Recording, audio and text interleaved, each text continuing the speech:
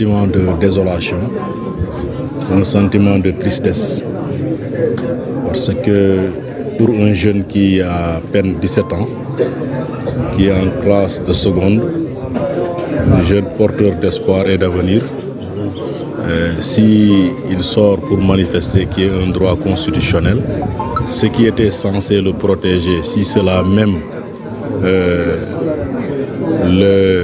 le tue, alors c'est vraiment un sentiment de désolation.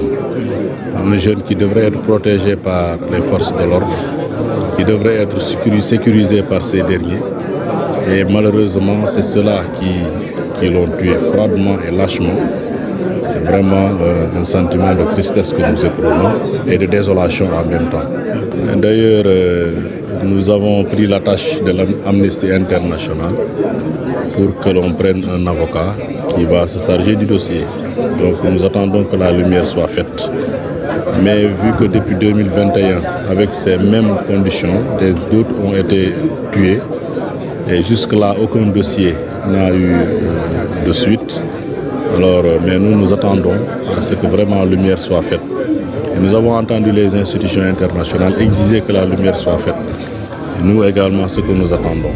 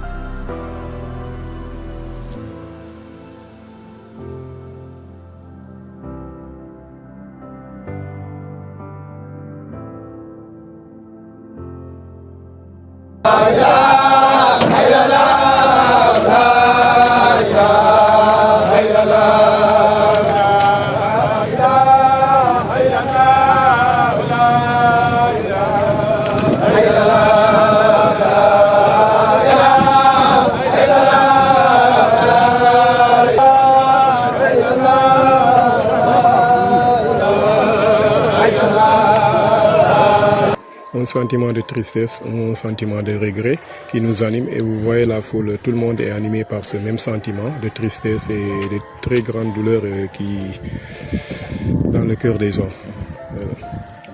Voilà. Bon, je pense que cette situation est inexplicable. Vous avez entendu les témoignages qui ont été faits à partir de ces proches et de ces marabouts, comme quoi qu'ils n'étaient même pas programmés de partir au niveau du front. Ils jouaient au football. Arrivé à un certain moment, les forces de l'ordre sont venues leur disperser. Entre-temps, ils ont pris aussi la fuite pour rallier la grande foule. Et c'est là où il est allé malheureusement rencontrer la mort d'une façon très triste. C'est un sentiment de tristesse qui anime tout le monde.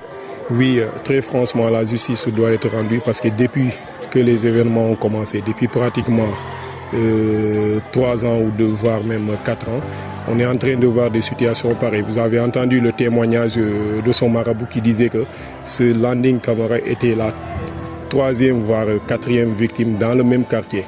Donc si la justice n'est pas rendue pour au moins ces 4 ou voire même ces 3 personnes qui ont été tués lors des manifestations, il y aura une haine qui sera dans le quartier même et même dans les familles aussi. Donc il faudrait que la justice se ressaisisse pour qu'au moins une seule fois on dirait que la justice a été rendue à partir de Landing au nom des autres victimes.